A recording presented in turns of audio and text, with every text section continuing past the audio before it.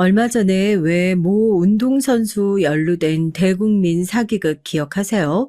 자기가 시간당 얼마를 버는 부자다. 대체 저런 사람한테 왜 사기를 당하지 싶을 정도로 허무맹랑한 얘기를 늘어놨는데도 속아 넘어갔던 사람들이 한둘이 아니잖아요. 말도 안 되는 그런 거짓말을 한 사람이 물론 가장 나쁘지만요. 그런 사람한테 속아 넘어가는 이유는 겉모습만 보고 판단했기 때문이라고 생각해요. 그러니까 요즘 사기치는 사람들 보면 그럴싸하게 명품 좀 입고 비싼 차 끌고 다니고 다단계도 마찬가지죠. 우리 사업하면 이렇게 돈 많이 번다 하고 어떻게 보면 사람들의 허영심을 자극해서 끌어들이는 거잖아요. 그런 거 보면 솔직히 좀 씁쓸하긴 하더라고요. 저도 얼마 전에 겉모습만 보고 사람을 판단하시는 예비 시어머니 덕분에 제 인생에 하등 도움도 안 될 것 같은 인연들 깔끔하게 정리할 수 있었던 사건이 있었어요. 그분 제 예비 시어머니 자리 박탈당하고 아마 일찌감치 괜찮은 사람 못 알아본 거 지금 땅을 치고 후회하고 있을 것 같은데요. 다시 만날 생각이야 전혀 없고 그냥 어쩌다가 그분이 제 사연 듣게 된다면 얼마나 멍청한 짓이었는지 다시 한번 알려주고 싶어서 이렇게 사연을 쓰게 됐습니다. 요 사연이 사람들 입소문 타고 가서 예비 시어머니 귀에도 꼭 들어갔으면 좋겠네요. 전 공장에서 일을 하고 있어요. 만드는 제품이 좀 특이하긴 해서 금속 다루는 생산직 일을 하고 있는데요. 이 일을 시작하고 공장에 출근하게 된 지도 벌써 5년 차네요. 젊은 여자가 이쪽 일을 한다고 하면 또 사람들이 편견부터 가지고 달려들어요. 젊었을 때 공부 좀 열심히 안 했나 봐. 조금 슬픈 얘기긴 하지만 공장 잠바 입고 어디 가서 밥 먹고 있으면 아줌마들이 진짜 대놓고 자기 애한테 그런다니까요. 너 공부 열심히 안 하면 저 누나처럼 공장 가서 일해야 하는 거야. 공돌이 소리 들으면서 살아야 하는 거야. 제가 왜 이곳에서 일을 하게 됐는지, 여기서 얼마나 중요한 일을 맡고 있는지, 아무것도 모르는 사람들이 그냥 겉으로 보여지는 모습만 보고 막 떠드는 거죠. 그런 사람들한테 일일이 대응하고 해명하고 할 생각도 안 해요. 그런 사람들한테 제 가치를 증명해봤자 무슨 소용이 있겠어요. 인정받고 싶지도 않고요. 사실 제가 일하는 공장은 저희 아버지 회사예요. 그럼 또 대번에 그런 소리가 나오죠. 그럼 낙하산이겠구나. 어디 회사 직원 명단에 이름만 올려놓고 회사 명의로 된 리스 차량 끌고 다니면서 호의호식하는 금수저겠구나 하고요. 이것 또한 편견이죠. 그러기엔 5년간 일하면서 제 손톱 밑에 기름때 자국이 빠진 날이 단 하루도 없었으니까요. 금수저라고 아버지 회사에서 호의호식하는 낙하산이라고 다른 소리는 다 그러려니 해도 이상하게 그 소리만 들으면 울컥하더라고요. 내가 왜 여기서 일을 하게 됐고 얼마나 열심히 하고 있는지 아무것도 모르면서 지들이 뭘 안다고 하고요. 사연 쓰는 김에 그 얘기 좀 해볼까 하고요. 사실 아버지가 그렇게 되시지만 않았어도 저도 지금쯤 사무실에 고상하게 앉아서 컴퓨터 자판이나 두드리고 있지 않을까 싶어 어떤 날은 선택 못한 길이 궁금하고 아쉽기도 하고 그러거든요. 이 공장은 아빠가 젊은 날에 정말 피땀 흘려서 만들어둔 곳이에요. 이곳에서 저희 엄마를 만나셨고 저도 태어나게 됐고요.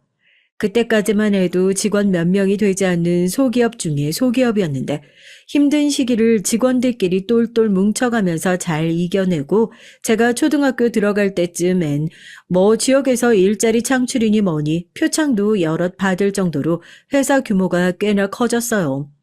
저희 부모님 어렸을 때부터 집에 돈 좀 있다고 으스대거나 돈을 물 쓰듯이 펑펑 쓰는 그런 분들이 절대 아니셨어요. 오히려 전 엄청 아끼고 허리띠를 졸라매시는 부모님 덕분에 머리가 좀 굵어지기 전까진 저희 집이 엄청나게 가난하다고 생각할 정도였으니까요. 아빠는 주유소에서 일하는 거야? 기름 냄새. 얼굴이라도 잘 닦고 다녀. 볼에 이거 뭐 시커먼 거 묻은 것도 몰랐지. 아빠는 회사에 친구 없나? 왜 이렇게 얼굴에 묻었는데도 알려주는 사람이 하나 없어? 엄마가 빨리 씻고 나와서 밥 먹으래. 이게 다 아빠 훈장이야, 훈장. 오늘도 열심히 살았다는 상장 같은 거라고. 아빠는 어디 연말에 시청에서 주는 상패들보다 이 볼에 묻은 기름때가 제일 자랑스럽다니까? 선주야, 절대로 그냥 주머니에서 막 샘솟는 돈은 절대 없다. 너 지금 이렇게 앉아서 밥 먹는 것도 농부들이 열심히 땀 흘려가면서 1년 내내 농사 지어서 네가 이렇게 먹고 살 수 있는 거고, 이 집은 또 어떻고, 아빠처럼 이렇게 정직하게 땀 흘려가면서 일하는 노동자들 덕분에 우리나라가 굴러가는 거다, 이 말이야. 그러니까 너도 장깨 부릴 생각하지 말고, 응? 엄마, 아빠 잔소리 또 시작했어. 알겠어요, 알겠어. 볼에 기름때 묻었다고 2번 얘기했다간 아빠 잔소리 3박 4일 동안 듣고 있게 생겼네. 나도 아빠 자랑스러워요. 저희 아빠는 노동에 대한 자부심이 대단하신 분이었어요. 그도 그럴 게 정말 튼튼한 2팔과 2다리만 가지고 죽어라 일해서 공장 차려 여기까지 오신 분이었으니까요. 사장이라는 대표라는 직함 달고 있으면서도 출근만 해서 대충 직원들을 둘러보시는 그런 분이 절대 아니셨죠. 대표라는 사람은 모름지기 타의 모범이 되어야 하는 것이라면서 누구보다 더 성실하고 열심히 솔선수범 일을 하셨고, 그런 아빠 모습을 보고 직원분들도 성실하게 일을 하셨고요. 회사에선 그렇게 든든한 대표님이었지만 퇴근하고 집에 돌아오면 하나밖에 없는 딸과 잠들기 직전까지 놀아주시는 다정하고 자상한 가장이셨죠. 어렸을 때부터 나는 딱 아빠 같은 남자 만났으면 소원이 없겠다는 소리를 입에 달고 살았습니다. 그럴 때마다 엄마는 너네 아빠 같은 사람을 네가 어떻게 만나겠냐고, 저런 사람 세상에 둘도 없다고 하면서 은근히 좋은 금슬을 어찌나 자랑하셨던지요. 정말 완벽하고 어디 하나 흠잡을 데 없는 교과서에 나올 것 같은 화목한 가족이었습니다. 아빠가 사고로 병원에 입원하기 전까지, 딱 그 전까지 말이에요. 학교에서 공부를 하고 있다 다급하게 걸려온 엄마의 전화를 받게 됐죠. 얼마나 많이 우신 건지 수화기 너머로 막 얘기를 하시는데 무슨 소리를 하는지도 제대로 알아듣지 못할 정도였어요. 뭐 전부 다 알아들을 수는 없었지만 귀에 선명하게 박히는 몇 개의 단어들이 있더라고요. 아버지, 사고, 병원. 혼이 쏙 빠져나가는 줄 알았어요. 그 건강하던 아빠가 공장에서 일을 하시면서 무사고 40년이라고 그렇게 자랑을 하셨던 분이 말이에요. 엄청나게 큰 자동차 사고였다고 하더라고요. 전신의 60% 정도가 화상을 입은 대형 사고였어요. 사고 후에 차 안에서 그대로 기절을 하신 아빠가 겨우 불길 속에서 구조된 거라면서 지금 상황만 봤을 땐 수술을 마치고 살아난 것만으로도 기적이라고 하더라고요. 자상하게 웃던 아빠 얼굴은 알아보기도 힘들 정도로 흉터에 뒤덮였고, 그 사고가 앗아간 것은 아빠의 외모뿐이 아니었습니다. 신경이 다쳐서 이전처럼 섬세한 동작을 할 수 없다는 의사의 얘기가 더욱 충격이었죠. 그건 평생 일만 하고 살아왔고 일을 하면서 삶의 의미를 찾아가는 아빠에게 사형 선고나 다름없는 말이었으니까요. 대표 하나 빠진다고 회사 안 굴러갈까 싶겠지만은 몇 사람의 몫을 하고 있던 아빠가 병원 신세를 지게 되니 회사 역시 제대로 굴러갈 리가 없었죠. 그래도 아빠랑 어렸을 때부터 오랫동안 일을 해오셨던 삼촌들이 겨우 회사를 끌어나가고 있었지만 아빠의 큰 빈자리를 채우기엔 역부족이었던 것 같아요. 항상 사기가 만땅으로 충전되어 있었던 직원들도 다른 곳을 알아봐야 하나 움직이고 있다고 하고, 아빠가 일어나셨을 때 다른 것보다 그렇게 죽어라 읽어놓은 회사가 쓰러지고 있는 것을 보면 얼마나 속상하실까, 그런 마음이었죠. 지희야, 너 대학 졸업하고 나면 이 회사에서 일 한번 해볼래? 일 시작하는 거야 삼촌이 옆에서 도와주면 되는 거니까. 아빠가 회사에서 항상 그런 말씀하셨거든. 지희가 아빠 하는 일 물려받았으면 좋겠다고. 그런데 어떻게 딸한테 기름밥 먹으란 소리를 편하게 할 수 있겠냐고. 그래서 지희 너한테 한 번도 이런 얘기 하신 적 없다고 하시더라. 일손이 부족한 것도 일손이 부족한 거지만 사람들이 많이 힘들어해. 대표 이상으로 참 많이 믿고 의지했던 사람이었는데 갑자기 이렇게 눈도 못 뜨고 누워있으니까. 아빠 사고 당시에 전 대학교 3학년, 졸업하고 나서 다른 애들이 그렇듯이 평범한 회사에 면접 보고 들어가 사무직 일을 할 거라고 생각하고 있었던 터였는데, 아빠랑 같이 오랫동안 회사에 몸담으셨던 삼촌이 저한테 먼저 얘기를 꺼내시더라고요. 졸업하고 나면 아빠 공장에서 일을 배워보는 게 어떻겠냐고요. 그게 저희 아빠 평생의 소원이었다고. 뭐 제가 일을 잘할 것 같아서 직원들이 딸인 저라도 보면 기운을 좀 낼까 싶어서 이런 그럴싸한 이유보다는 나중에 삼촌한테 물어보니까 그러시더라고요. 그때 왜 나 공장에서 일해보라고 했냐고. 별 뜻 없었대요. 그냥 그게 아빠 소원이었으니까 제가 일하고 있는 거 알면 아빠가 조금 더 빨리 일어나지 않을까, 회복되지 않을까 그런 생각이 들어서 그랬다고요. 저도 고민 엄청 많이 했죠. 엄마가 반대를 많이 하시기도 했고요. 엄마랑 아빠랑 얼마나 너 고생하면서 키운 줄 알아? 왜 그 고생을 하면서도 싫은 소리 한 번을 안 했는데 우리가 이렇게 열심히 살면 우리 딸은 우리처럼 고생 안 하고 살 수 있겠지. 그런 생각으로 노력했었던 거야. 너 아빠가 하는 일이 얼마나 힘들고 위험한 일인 줄은 알고 덥석 그거 하겠다고 그러는 거야? 엄마도 골병 들까봐 너 낳고 나서는 일에서 손 뗐어. 아빠 하는 일 그거 완전 그냥 노가다나 다름없는 일이라고. 엄마 미안해. 아빠 평생의 소원이라잖아. 피는 못 속인다고. 아빠한테 어렸을 때부터 땀 흘려 버는 돈이 최고라고. 그런 얘기를 나도 너무 많이 들었나 봐. 아빠 일어났을 때 내가 그 공장 제대로 일으켜 세우는 모습 보여드리고 싶어. 엄마가 이번 한 번만 봐줘. 아빠 소원이라는데 그거 하나 못 들어주겠어요. 그렇게 제 청춘을 공장에서 시작하게 됐네요. 처음엔 일하시는 직원분들도 저게 뭐하는 애인가 싶었을 거예요. 안 그래도 대표님 병원에 누워있어 심란해 죽겠다는데 어디서 이런 일이랑 어울리지도 않게 생긴 어린 여자애가 대표님 딸이라고 톡 튀어나와가지고는 일 배우겠다고 나서는 게 뭐 보기 싫기도 했겠죠. 아이고, 일한다는 사람이 무슨 화장을, 여기가 무슨 대학교 되는 줄 아는가 보다. 여전히 저거 반나절만 일하면 싹 다 지워져가지고 흔적도 안 남을 텐데. 죄송해요. 나름대로 예의 차린다고 새벽부터 일어나서 화장했는데. 제가 이렇게 모르는 게 많아요. 이럴 줄 알았으면 방학 때 아빠 따라서 아르바이트라도 좀 와볼 걸 그랬네요. 그래도 여기 계신 분들 다 저희 아빠랑 오래 같이 일하신 분들이잖아요. 제가 좀 잘못하고 버벅거려도 옆에서 알려주시면 열심히 배울게요. 아빠 닮아서 머리는 좋아가지고요. 한 번 들으면 잘 안 까먹거든요. 저 뭐부터 하면 될까요? 처음엔 반신반의했던 직원분들도 시간이 지나면 지날수록 제 편이 되어주시는 게 느껴지더라고요. 처음에 방어적인 태도를 보였던 건 역시 저는 감히 이해할 수도 없는 회사에 대한 깊은 애정이라 생각하니까 서운하지도 않았죠. 그 사람들 눈에는 공장 출근하면서 마스카라까지 쫙 올린 제 얼굴이 얼마나 어이없어 보이셨겠어요. 그렇게 회사 직원분들 쫓아다니면서 하나부터 열까지 공장 돌아가는 것을 배우기 시작했습니다. 한 3개월 다니다 보니까 화장기 하나 없는 얼굴로 누구보다 일찍 공장에 출근해가지고 손톱 밑에 기름때가 빠질 날이 없더라고요.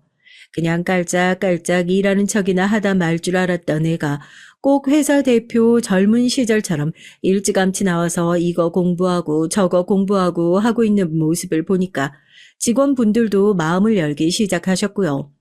저를 보면서 진짜 이 집은 피가 진하긴 진한 모양이라고 저 일하고 있는 모습 보니까 꼭 회장님 생각난다면서 눈물을 훔치시는 분도 계셨다니까요. 친구들 예쁜 스커트 입고 손톱에 매니큐어 칠하고 향수 냄새, 파우더 냄새 풍겨가면서 회사 출근할 때 저는 거무튀튀한 공장 잠바 입고 기름 냄새 풍겨가면서 제 청춘을 다 바쳤습니다. 그 사이에 정말 기적적으로 수술 마친 아빠가 깨어나시기도 했고요.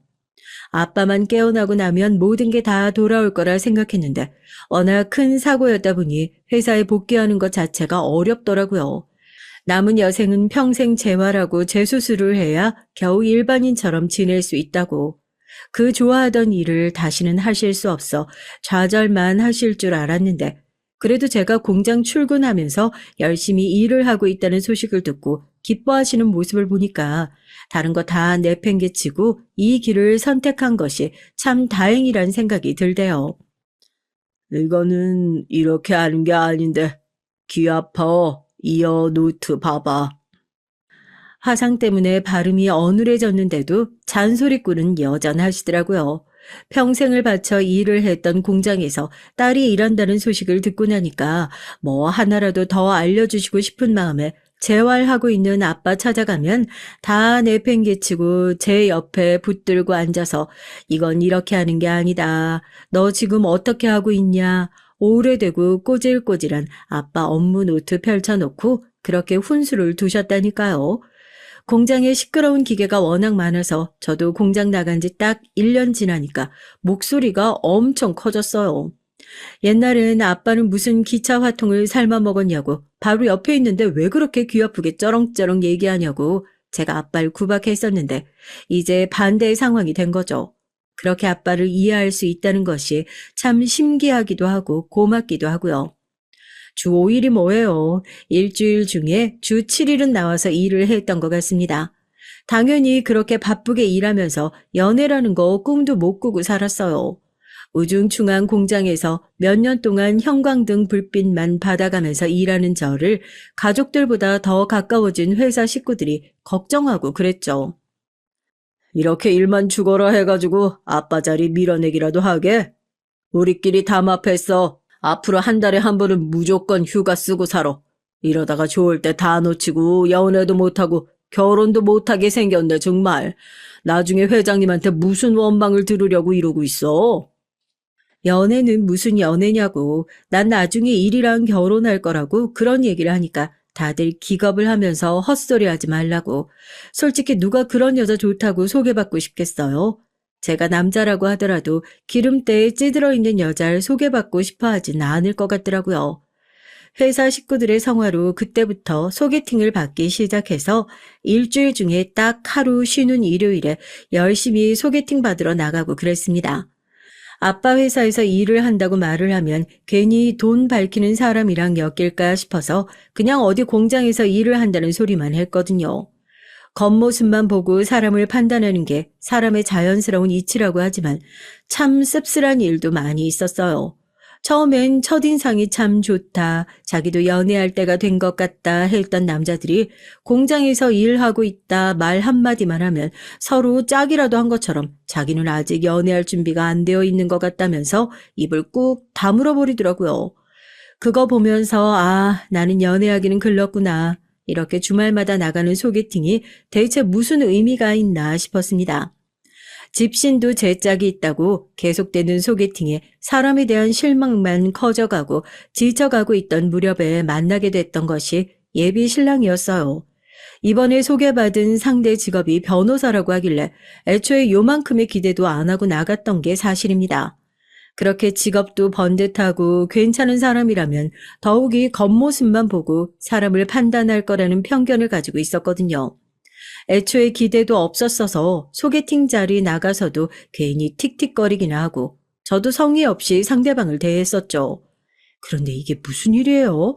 저 공장에서 일하고 있다 그 얘기하니까 상대방은 연애에 관심이 없다. 말이 그렇지 공장에서 일하는 여자랑은 만나고 싶지 않다는 소리를 애들러 할 거라고 생각했는데 안 힘들어요? 하고 물어보더라고요. 예상하지 못한 반응이라서 저도 네? 하고 밥 먹다 말고 띨빵한 표정으로 예비신랑을 쳐다봤죠. 특이하잖아요. 공장에서 일하는 사람 제 의뢰인으로만 만나본 게 다인데 거기 금속 만지는 공장이죠? 손에 기름때가 묻어 있어서 얼추 짐작은 했었는데 여자가 그런 일을 하려면 쉽지 않죠? 거기서 무슨 일을 하는 거예요? 직접 뭐 만들기도 하고 그래요? 지혜 씨는 생긴 건 참 여리여리하게 생겼는데 생각보다 힘든 일 하고 있는 게 완전히 반전이네요. 제가 그런 강단만 있었어도 재수 안 하고 시험도 금방 합격했을 것 같은데. 참 대단하시네요. 비꼬는 말투도 아니고 그냥 순수하게 제가 하는 일이 참 대단하다고. 물론 제 주변에는 저를 인정해주는 사람들밖에 없었지만 정작 밖에 나가면 그냥 공순히 그 이상도 이하도 아닌 취급을 받고 지냈었던 저에게 예비 남편의 반응은 상당히 독특하고 신선했던 것 같아요. 그 말 한마디에 흥미 없었던 제 태도도 확 바뀌게 되더라고요. 이 사람 그냥 공부만 열심히 한 게 아니구나. 사람 보는 눈이 꽤나 있는 사람이구나. 단순했던 관심이 호감으로 돌아서는 순간이었습니다. 제 짝을 만나면 스파이크가 확 튀고 소위 말해 첫눈에 반한다고 하잖아요.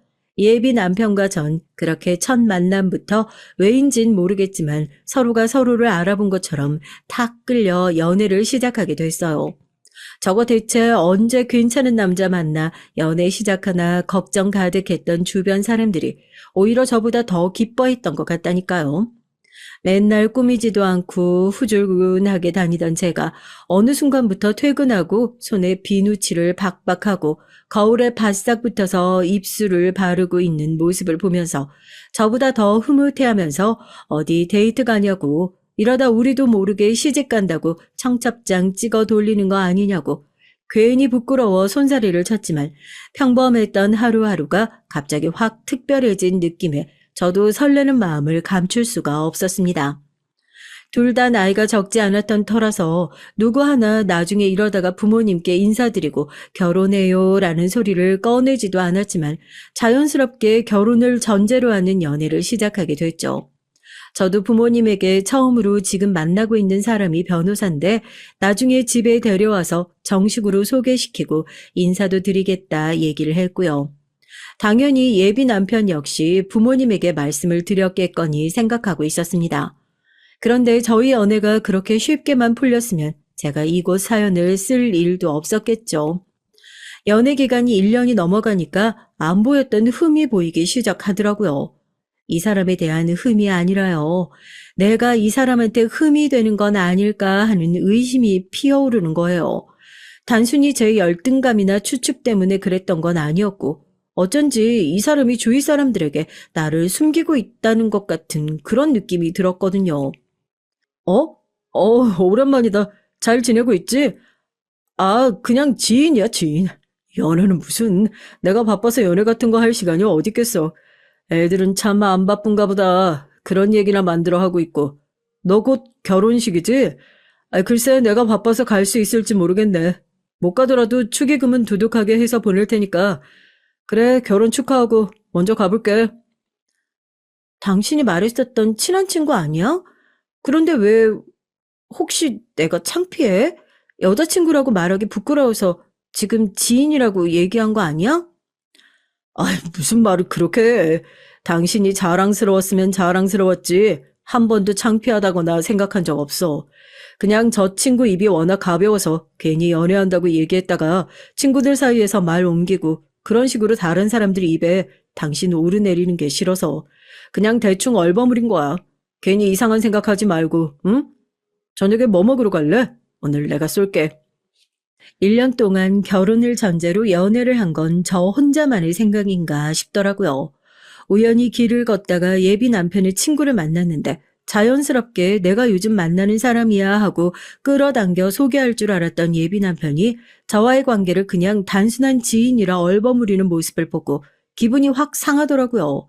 연애하면서 사소한 것으로도 한 번 다툰 적이 없을 정도로 찰떡같이 잘 맞는 사람이라 생각했는데 다른 사람 앞에서 절 소개하는 것을 꺼려하는 눈치라는 걸 깨닫고 나서 저도 그렇게 열렬했던 마음이 차갑게 식어버리더라고요. 괜히 더 오버하면서 저녁은 자기가 사겠다고 당신 좋아하는 삼겹살 먹으러 가자고 그러는데 기분 상한 티는 내야 할 것 같아서 입맛 없다고 먼저 가보겠다고 하고 한 일주일 동안 연락을 안 했어요. 예비 남편이 회사까지 쫓아왔더라고요. 퇴근 시간 맞춰서 공장 앞에 차 대고 기다렸던 예비 남편은 절 보자마자 차에 태우더니 자기가 무조건 다 잘못했다면서 싹싹 빌기 시작했고요.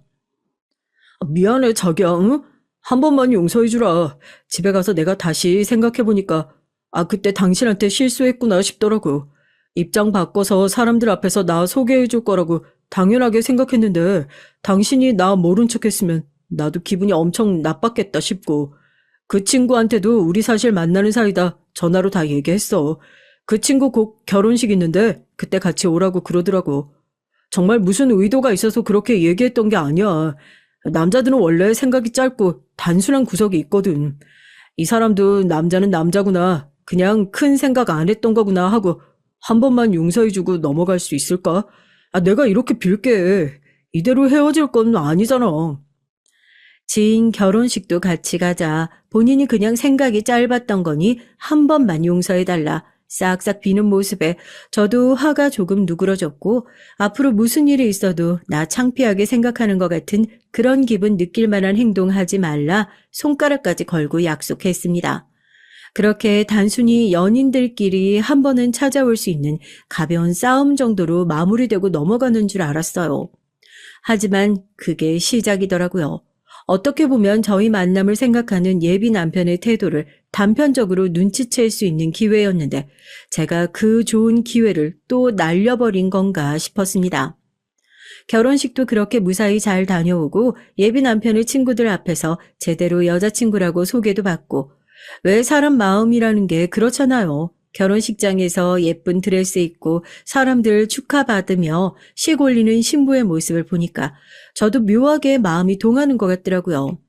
여자로서 태어나서 다들 그런 공주놀이 한 번은 하고 싶어라 하잖아요. 결혼식 마치고 나와서 넌지시 예비 남편을 떠봤죠. 당신 정말 나랑 결혼할 생각이 있는 건 맞냐고.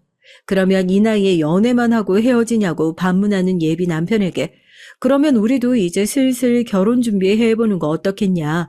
제가 먼저 결혼 얘기를 꺼냈죠.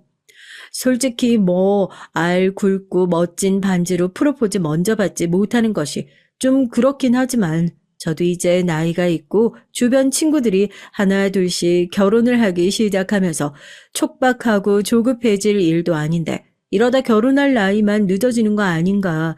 지금 결혼해서 애 낳아도 노산이라는데 그런 생각이 들더라고요.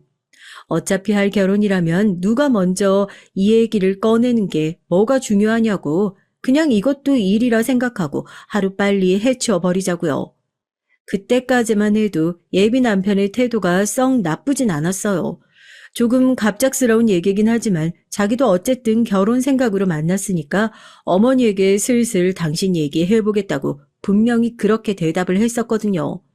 그런데 뭔가 우물쭈물하는 느낌이 있어서 혹시 마음에 걸리는 거라도 있냐 물어보니까 그제서야 본인 가족에 대한 얘기를 처음 꺼내요. 우리 엄마가 욕심이 조금 많으신 편이시거든. 나 변호사 되고 나면 좋은 혼처자리 많이 들어오지 않겠냐고 맨날 입에 달고 사시는 분이라서. 그래서 좋은 사람 만나고 있다는 얘기도 딱히 드리지 않았었는데 갑자기 이 얘기를 꺼내시면 좀 놀라겠다 싶어서. 아니 당신이 모자란다거나 그런 얘긴 절대 아니고 어머니 입장에선 좀 갑작스러울 수도 있으신 거니까. 당신이 인사하고 얼마나 좋은 사람인지 직접 보시고 나면 아마 그런 생각도 잠깐이지 않을까 싶어.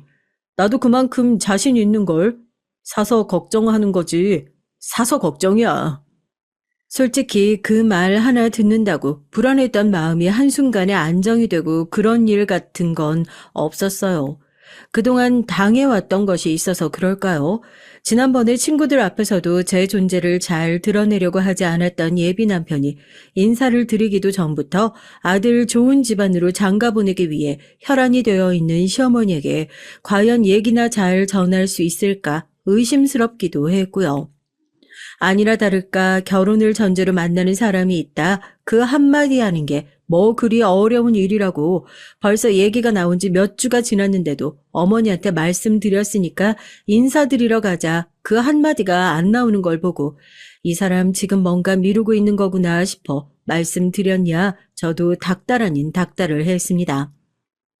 지금 이렇게 행동하는 거 내 입장에선 솔직히 나 소개시키기 창피하다는 걸로밖에 안 보여. 당신이 정말 나에 대한 확신이 그렇게 없으면 결혼이고 뭐고 여기서 우리 관계 정리하는 게 맞지 않겠어? 결혼 허락을 받아오라는 것도 아니고 만나는 사람이 있다 얘기 한마디 하는 게 뭐가 그렇게 어려워서 차일피일 미루고만 있는 거야? 아니야. 정말로 내가 오늘은 집에 돌아가면 어머니에게 확실하게 얘기할게. 응? 이런 것 때문에 헤어지는 건 정말 말도 안 되는 거잖아. 나한테 딱 하루만 더 시간을 주라. 저 진짜 이 사람 안 만날 작정으로 협박 아닌 협박까지 했다니까요. 하루만 더 시간을 달라고 오늘은 가서 어머니에게 꼭 말씀을 드리겠다 하는 예비 신랑을 마지막으로 한번 믿어보자는 생각으로 기다리고 있었습니다. 갑자기 예비 남편에게 전화가 오더라고요. 무슨 일인가 해서 받아보니까 조금은 황당한 질문을 저한테 하는 거 아니겠어요? 저 오늘 어머니한테 결혼을 전제로 만나는 사람이 있다고 말씀드렸거든. 당신 나이가 몇 살이고 어디서 일하고 이런 것들을 말을 했는데 어머니가 뭐 직접 연락을 하고 싶으신 건지 당신 번호를 물어보시더라고. 그래서 말인데 어머니한테 당신 번호 알려줘도 괜찮을까? 뭐? 당신 지금 그걸 허락받겠답시고 전화한 거야? 아직 정식으로 인사를 드린 사이도 아닌데 전화 주고받는 게 무슨 의미가 있다고. 절대 안 되지.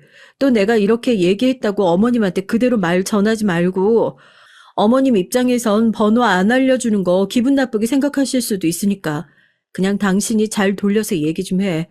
나중에 정식으로 인사드리고 번호는 그때 교환해도 좋을 것 같다. 이런 식으로. 내가 이런 것까지 하나하나 알려줘야 돼? 다짜고짜 어머니께서 제 번호를 물어봤다면서 번호를 알려줘도 되냐 묻는 예비 신랑의 얘기에 기함을 하고 절대로 안 된다. 딱 못을 박았죠. 어떻게 잘 얘기했냐고 그러니까 제가 시키는 대로 말 잘했다고. 그 뒤로 번호를 꼬치꼬치 캐물으시거나 그러진 않았다고 그러대요. 사람 참 착하고 좋다고 생각했는데 이런 데서 은근히 답답한 구석이 이제 보이기 시작하는 거죠. 이 사람은 진짜 입력한 대로 출력이 되는 사람이구나. 내가 시키는 대로 말 잘 들으니까 나중에 결혼해서도 특별히 사고 칠 일은 없겠다 생각했었는데 이럴 때 보면 또 도통 자기 생각이라는 게 없는 사람 같아서 벌써 답답할 일이 눈앞에 그려지는 거 있죠. 그때 처음으로 이 사람 우리 집에 데려가서 인사시켜도 되는 건지 정말 결혼해도 괜찮은 사람인 건지 슬슬 의심이 되기 시작하더군요. 이런 제 고민에 확신을 더해주는 일들이 계속해서 저에게 생겼습니다. 회사 사람들도 제 얼굴을 볼 때마다 요즘 뭐 근심스러운 일이 있냐고 회장님 건강이라도 안 좋아지신 거냐 물을 정도로 고민이 많아 얼굴이 늘 죽상이었던 것 같아요. 예비 남편과도 의도치 않았지만 그때 그 일 이후로 살짝 거리를 두고 지내고 있었던 상태였고요. 그때 직원 한 분이 궁시렁궁시렁거리며 사무실 안으로 들어오셨습니다. 별 이상한 사람을 다 보겠다고 하면서요. 공장이 외곽 지역에 있다 보니까 뭐 가끔 술 취한 할아버지들이 막걸리 드시고 자전거 타고 가시다가 들려서 시비 아닌 시비를 걸고 가시는 일도 있고 하다 보니까 이번에도 그런 일이겠거니 생각했죠. 아니 내가 출근을 하고 있는데 어떤 아줌마 한 명이 이 앞을 계속 기웃기웃하고 있더라고. 아무리 봐도 영 수상해 보여서 지금 여기서 뭐 하고 계시는 거냐고 내가 물어보니까 나한테 다짜고짜 이 회사는 연봉이 얼마나 되냐고 묻잖아. 아 당신이 뭔데 내가 얼마 버는지 물어보냐. 뭐 어디 구청에서 나온 사람이면 신분을 똑바로 밝혀야 할 것 아니냐 얘기를 하니까 뭐 잘나지도 않은 회사 연봉 좀 물어봤다고 발끈하냐고 시비를 걸고 왜 가버리잖아. 내가 여기서 오래 일하면서 별의별 이상한 사람들 다 만나봤지만 그 사람처럼 나사 빠지고 이상한 사람 진짜 처음 본다니까. 지시, 이 앞에 CCTV라도 하나 설치해야 할 모양이야. 별 미친 사람들이 다 왔다 갔다 하고 난리야. 아이, 재수없어. 그 얘기를 듣는데 설마 하는 생각이 드는 거예요. 직원이 얘기해준 인상착이나 나이대도 그렇고 갑자기 뜬금없이 회사 앞을 기웃거리다가 다른 것도 아니고 연봉을 물어보고 가버렸다는 얘기에 다른 사람은 동네에 돌아다니는 미친 사람이 아니냐고 그렇게 얘기를 했지만 전 이상하게 그 사람이 제 예비 시어머니일 것 같단 불길한 예감이 들더라고요.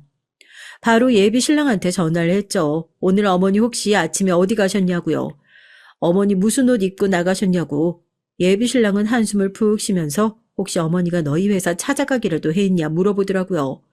그게 무슨 소리냐고 하니까 그제야 또 아침에 예비 시모와 예비 신랑 간에 있었던 실랑이를 털어놓더라고요. 그 얘기를 듣고 확신했습니다. 아, 그 미친 사람이 내 예비 시모 맞구나 하고요. 사실 이런 얘기하면 네가 기분 나쁘게 들을 수도 있을 것 같아서 나도 그냥 모른 척하고 있으려고 했는데 오늘 얘기 들어보니까 아무래도 우리 어머니가 회사 앞까지 찾아갔나 싶어서 사실 너 만난다고 얘기했을 때 어머니께서 좀 화를 내셨어. 그게는 아니고 말다툼을 좀 했었는데 아무래도 공장에서 일을 하고 있다는 게 어머니 마음에도 좀 걸렸나 봐. 근데 진짜 난 중간에서 얘기 잘 했어. 당신이 교대 근무하는 것도 아니고 다른 직장인들이랑 똑같이 출퇴근하면서 지낸다. 돈도 괜찮게 번다. 사람이 원래 만나서 얼굴도 보고 얘기하기 전까진 그 사람에 대해서 다 알 수 없는 법이잖아. 혹시라도 우리 어머니가 회사 찾아가거나 하면 너무 기분 나쁘게 생각하지 말고 그냥 당신이 중간에서 나 이런 일 하는 사람이다 얘기 좀 잘 해주면 안 될까? 그래야 어머니도 안심할 것 같아서 그래. 그게 지금 할 소리야? 아무리 그래도 그렇지. 여기가 나 혼자 일하는 곳도 아니고 우리 회사 사람들이 다 어이없어 하더라고. 뭐 그런 사람이 다 있냐고. 그 사람이 내 예비 시어머니란 사실이 알려지면 회사에서 나 창피하고 면 안 서는 건 생각도 안 해주는 거야? 궁금한 게 있으면 정식으로 집에 불러서 인사하면서 물어보시면 되지. 사람도 잘 안 다니는 공장까지 찾아와가지고 나도 아니고 다른 사람 붙들고 연봉이 얼마니 뭐니 그런 질문을 하는 게 당신은 그럼 정상이라고 생각해? 난 절대 아니라고 생각하는데 그렇게 음침한 사람이 어딨어? 뭐? 아무리 기분이 상했다고 하지만 너 말이 좀 그렇다. 음침? 우리 엄마한테 지금 음침하다고 한 거야?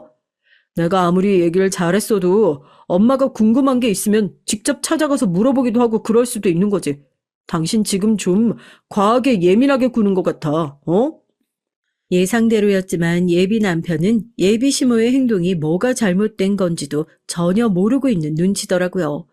이런 사람이랑 어떻게 결혼까지 생각하겠냐 싶어서 저도 딱 잘라서 얘기했죠. 이 결혼 아무래도 그냥 예정대로 서로 인사하고 좋게 진행하진 못할 것 같다고요. 당분간 둘 사이에 서로 생각할 시간을 갖고 거리를 좀 뒀으면 좋겠다 얘기했죠. 예비 신랑이 펄쩍 뛰면서 지금 이거 헤어지자는 소리냐고. 내가 그동안 당신한테 공들인 게 얼만데 이렇게 헤어지자는 소리를 쉽게 할 수 있냐고 난리를 쳐요. 세상에 대체 저런 이해력으로 어떻게 변호사가 됐나 싶을 정도라니까요. 지금 당장 헤어지자는 소리가 아니라 나도 지금 얘기해봤자 좋은 소리 안 나올 것 같으니까 시간 좀 갖자는 말이라고. 그제서야 씩씩거리던 예비 신랑도 알겠다고 하고 전화를 끊었습니다. 남들은 그렇게 쉽게 잘하는 결혼, 저만 왜 이렇게 어려운 건지 능력도 괜찮고 사람도 괜찮아 보여서 결혼을 전제로 잘 만나고만 있었던 예비 신랑이 자기 어머니한테 제대로 똑부러지게 말 한마디 못하는 사람이라 생각하니까 천년의 사랑도 만년의 정도 확 하고 사그러드는 것 같더라고요.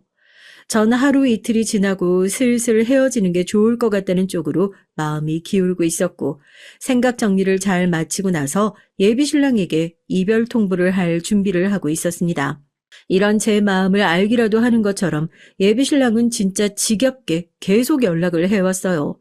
나한테 헤어지자고 할 거 아니지. 난 당신이랑 절대 못 헤어진다.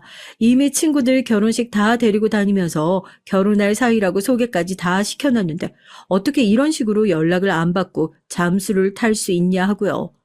시간을 좀 가졌으면 좋겠다고 나한테도 생각할 시간을 달라고 했던 얘기는 대체 어디로 들은 건지 일도 못하게 하루 종일 문자 폭탄을 날려가면서 사람을 귀찮게 하는 모습을 보고 남아있는 정마저 다 털려가고 있었습니다.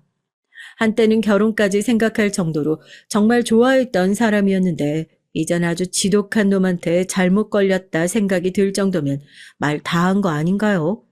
그런 생각 드는 사람이랑 어떻게 살 부대끼고 같이 살 수 있겠어요? 그런데 이 지독함, 예비 신랑만 그런 게 아니더라고요. 이 징글징글한 성격도 유전이었나 봅니다.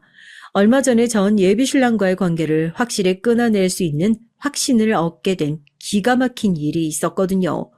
그게 오늘 여기에 사연을 보내게 된 가장 큰 사건이기도 하고요.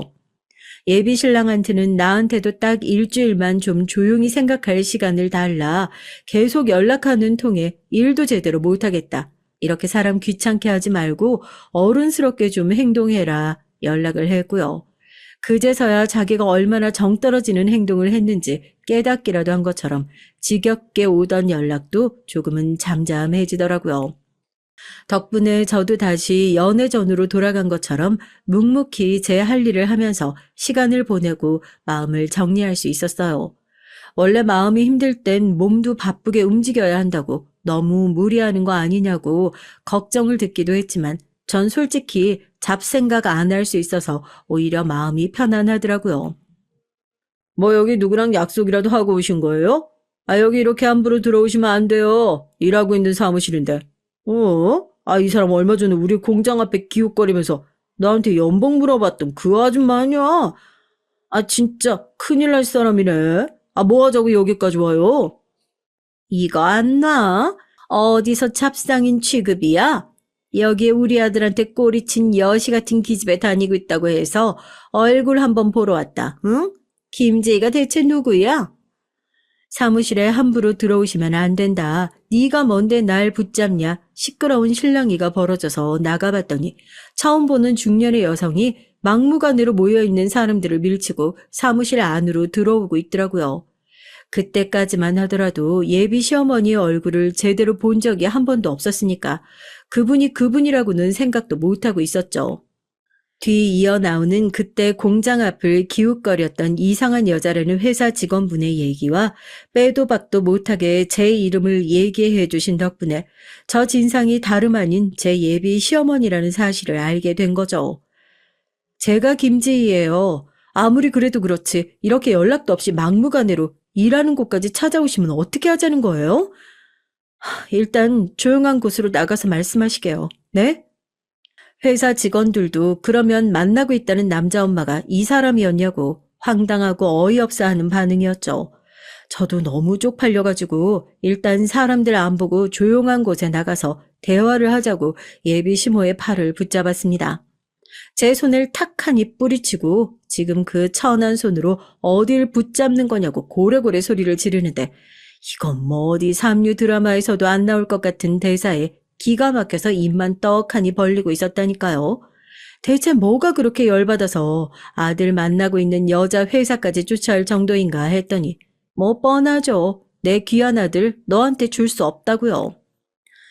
엄마 때문에 헤어지면 어쩌네 저쩌네 아주 혼자서 오만 연병을 떨고 있길래 어디 얼마나 대단한 사람인가 얼굴 한번 보러 왔더니만 아주 시궁창 속에서 사는 쥐도 너보다야 깨끗하겠다. 응? 공장에서 겨우 하루 벌어 하루 먹고 사는 주제에 변호사인 내 아들 붙들고 늘어지면 네 신수가 훤해질 줄이라도 알았니? 응? 어디 남의 아들 앞길을 망치려고 니까짓 게 욕심이야 났겠지. 너도 사람인데, 그냥 터놓고 얘기를 한번 해보자. 네가 생각했을 때 우리 아들이랑 너랑 이 수준이라는 게 맞다고 생각을 하는 거니? 여기서 일하면 어떻게 월 200이라도 받을 수 있고?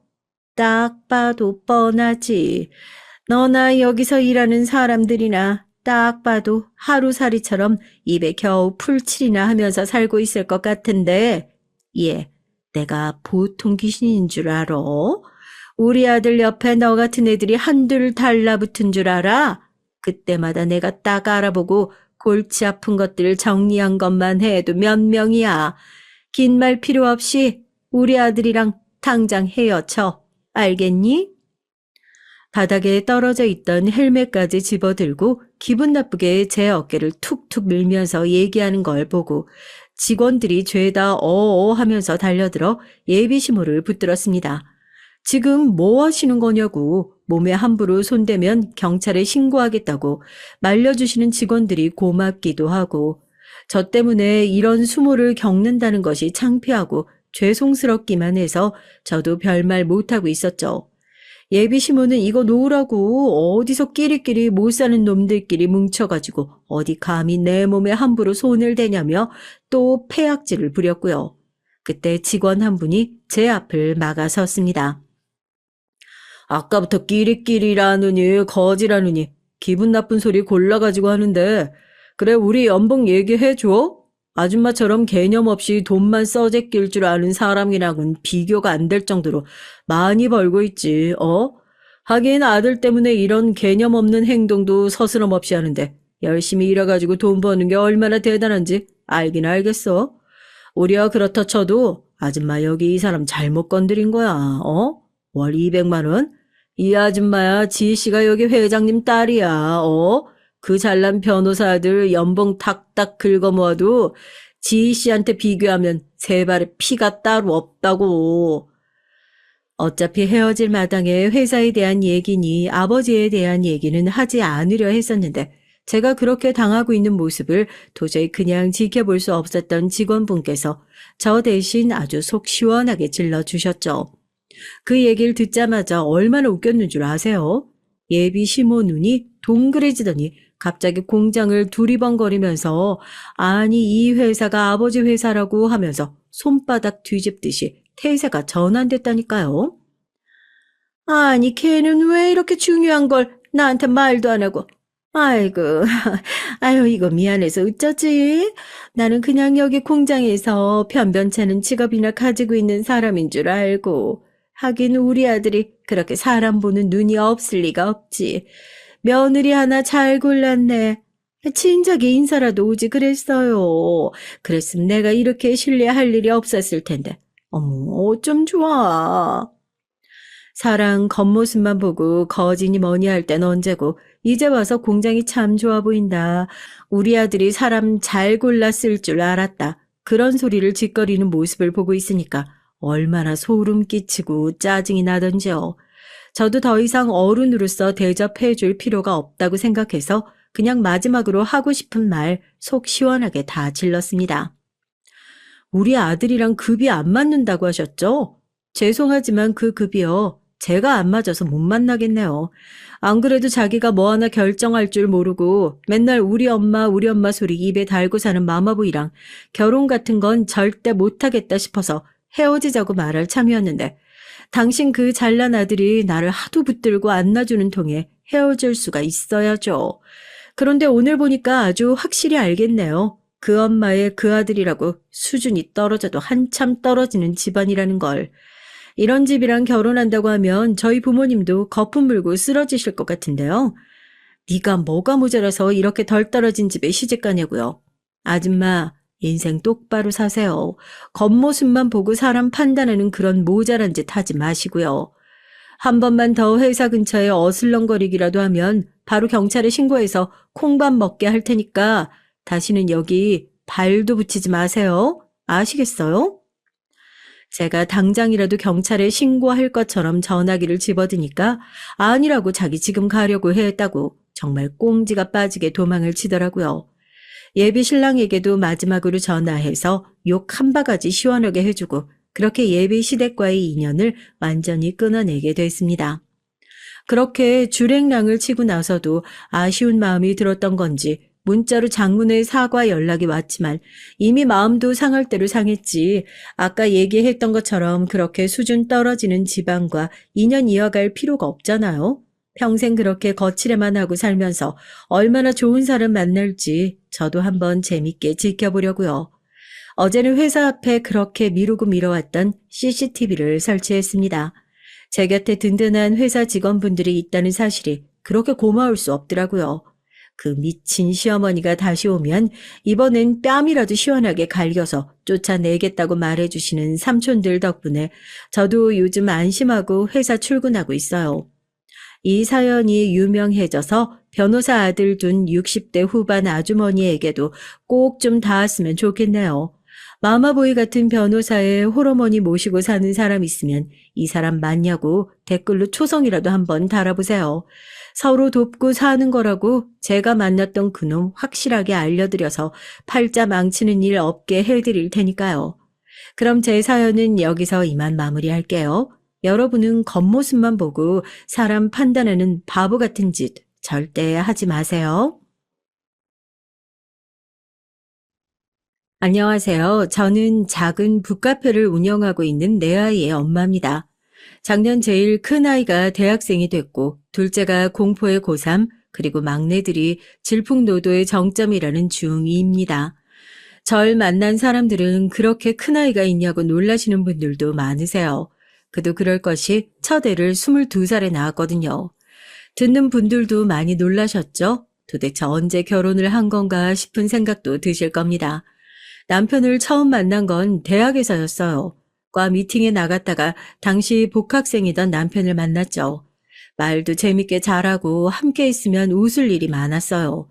그 나이 연애가 그렇듯 결혼을 생각하고 만난 사이는 아니었죠. 그저 좋은 감정만 키우고 있었어요. 그러다 친구들끼리 여행을 같이 갔는데 거기서 그만 사고를 친 겁니다.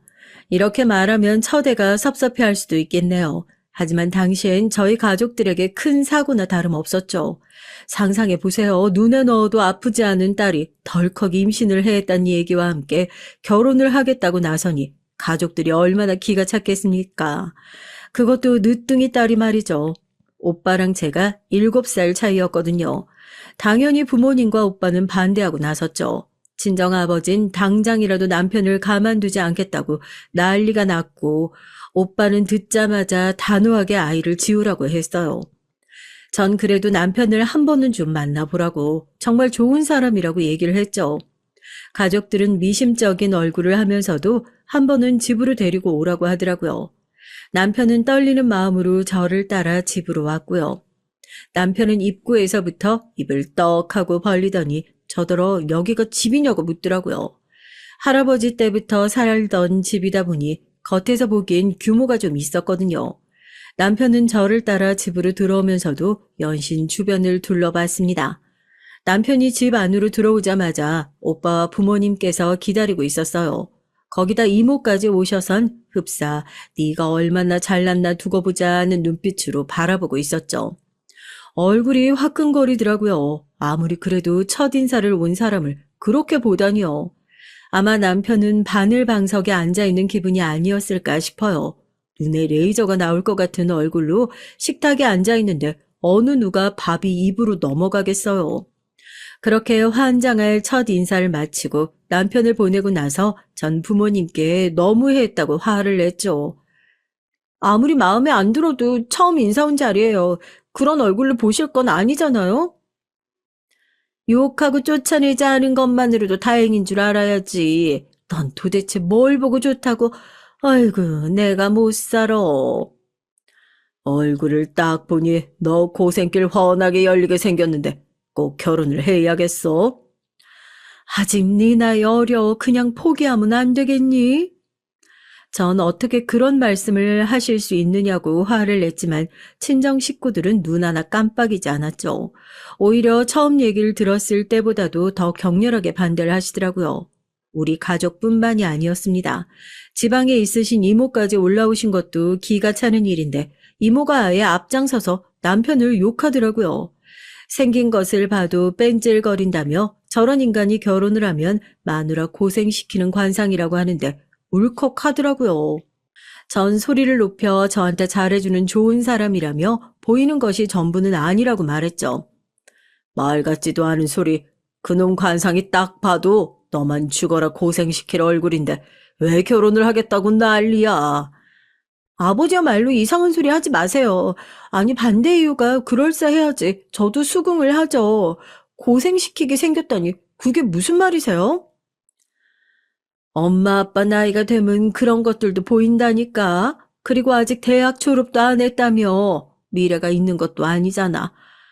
이러게 창창한 나이에 네 공부도 있는데 무슨 생각으로 출산해 결혼이야. 결혼하고 아이 낳은 그 이후에도 충분히 공부 끝낼 수 있어요.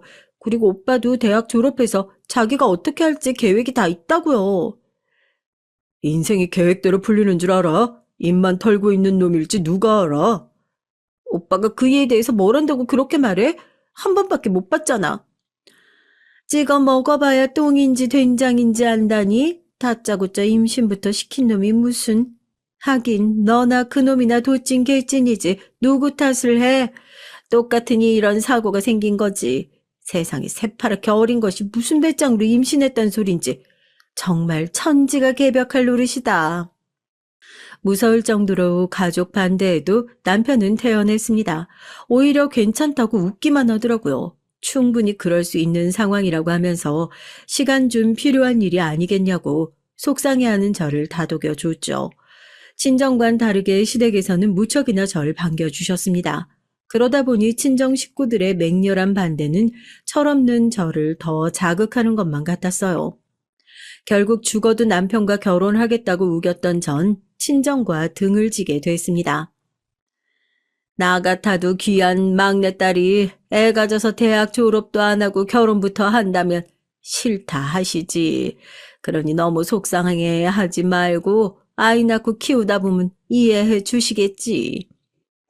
어차피 배불러 지금 당장 결혼식을 할 수도 없으니까 우리 애 낳고 결혼식 올릴 때 그때 장인어른이랑 장모님 모시자. 태어난 우리 애 보면 마음이 바뀌실 거야. 제가 친정의 반대에 많이 괴로워하자 시어머니까지 나서서 절 다독여 주셨어요.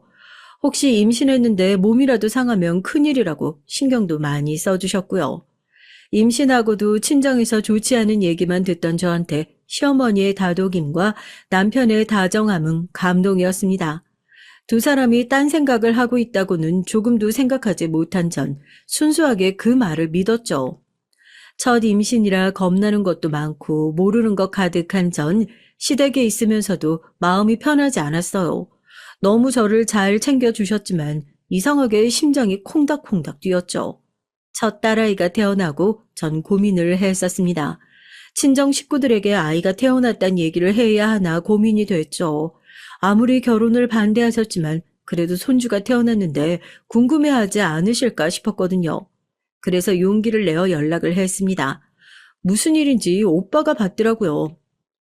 다시는 우리 얼굴 안 볼 생각으로 나가더니 갑자기 무슨 전화야?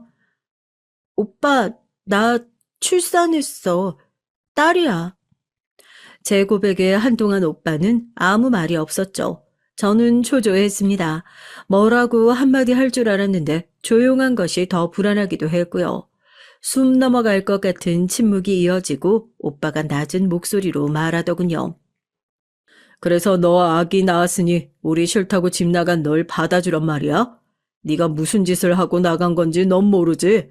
너 때문에 부모님들이 얼마나 상처받으셨는지 상상해 본 적도 없지? 어떻게 넌 너 아픈 것만 생각하고 너만 잘났니? 오빠, 지금 나한테 할 말이 그것뿐이야? 애를 낳았다는데 해줄 말이 그것뿐이냐고.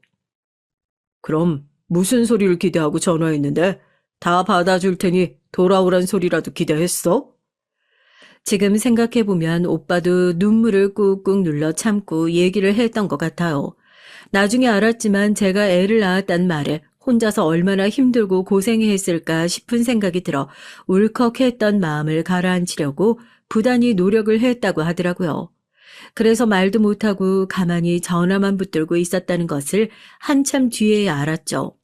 하지만 당시 전화기 너머로 듣고 있던 전 너무나도 냉담한 반응에 속상한 마음이 들었습니다. 오빠의 마음 따위는 조금도 생각하지 못했어요. 그저 서운하고 원망 섞인 마음만 들어서 오빠에게 앞으로 절대 연락하지 않을 테니 죽었다 생각하란 말만 남기고 전화를 확 끊어버렸답니다. 며칠 뒤에 남편은 제게 친정에 전화를 했었느냐고 묻더군요. 솔직하게 오빠와 있었던 얘기를 했죠. 제 얘기를 듣고 난 남편은 거기서 그렇게 얘기를 하면 어떻게 하느냐고 화를 버럭 내더라고요. 너무 의외였어요. 연애부터 시작해서 그런 남편의 모습을 처음 봤거든요. 어안이 벙벙해서 멍하게 남편을 바라봤습니다. 이제 우리 딸도 태어났고 충분히 마음이 풀리셨을 수도 있는데 그 잠깐을 못 참고 당신 사실은 처가랑 다른 이유로 문제 있었던 거 아니야? 듣기 싫은 말 듣더라도 잠깐이면 되는데. 나도 처음엔 참으려고 했었어. 근데 그렇게까지 화를 내시는데 그럼 거기다 뭐라고 해? 손이 발이 되도록 빌었어야지. 무조건 잘못했다고 하고 빌었으면 되는 일을. 아유, 진짜 한심하게. 전 남편의 말에 눈물이 날 것만 같았어요. 물론 제가 잘못한 것도 맞고 제가 빌어야 하는 상황인 것도 맞지만 그래도 남편이 그런 말을 할 것이라고는 생각지도 못했거든요. 남편은 제가 울먹거리며 고개를 돌리자 아차 싶었는지 갑자기 자신이 너무 심한 말을 한 것 같다고 미안하다고 급하게 사과를 하더군요. 그렇게까지 말할 생각은 아니었다면서 처가의 사위로 인정받고 싶은 마음이 너무 컸기 때문이라고 미안하다는 말로 저를 달랬죠. 전 섭섭한 마음에 입을 꾹 다물었고요. 남편은 어떻게든 제 기분을 풀어주려고 애쓰더군요.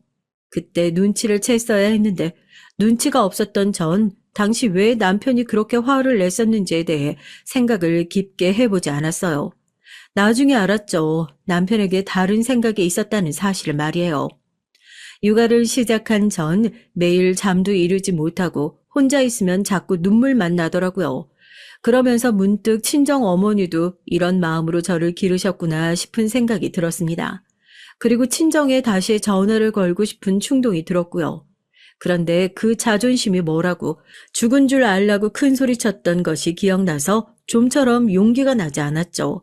그렇게 고민에 고민을 하던 전 그래도 잘 사는 모습으로 다시 전화를 드리자는 굳은 다짐을 하고 그 다음에는 복학해서 대학을 졸업할 계획을 세우기 시작했습니다.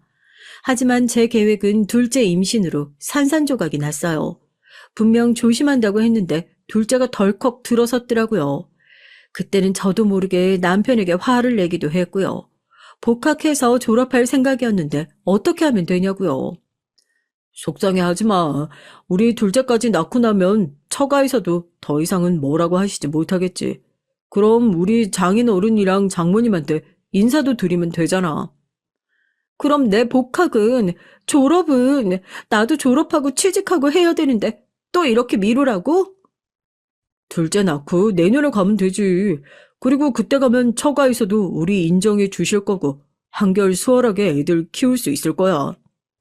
어처구니가 없었죠. 마치 남편의 얘기는 지금의 상황을 자신이 계획했다는 것처럼 들렸거든요. 당시엔 몰랐는데 돌이켜보면 피임을 했지만 남편의 계략이 있었던 것이 아닐까 싶어요. 하여튼 그렇게 전 복학의 시기를 또다시 1년 미루면서 임신과 육아 괴로움에 몸부림치며 살고 있었습니다.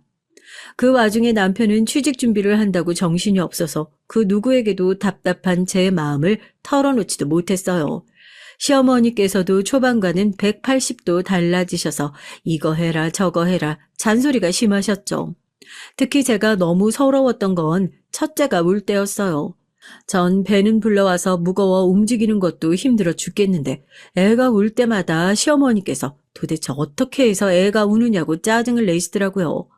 애가 밤낮으로 우는 소리 때문에 신경쇠약에 걸릴 것 같다고 엄마가 그렇게 애를 못 봐서 어떻게 둘이나 키우겠느냐고 소리를 지르셨죠. 첫 애를 가지고 시댁으로 들어왔을 땐 그렇게 다정하게 행동하셨던 시어머니가 완전 다른 사람이 된 것이나 다름없었습니다. 그 상황에서 남편이 제 편을 들어주느냐? 그것도 아니었어요. 남편은 애가 우는 소리 때문에 공부에 집중을 할 수 없다고 하면서 집에 좀처럼 들어오지도 않았고요.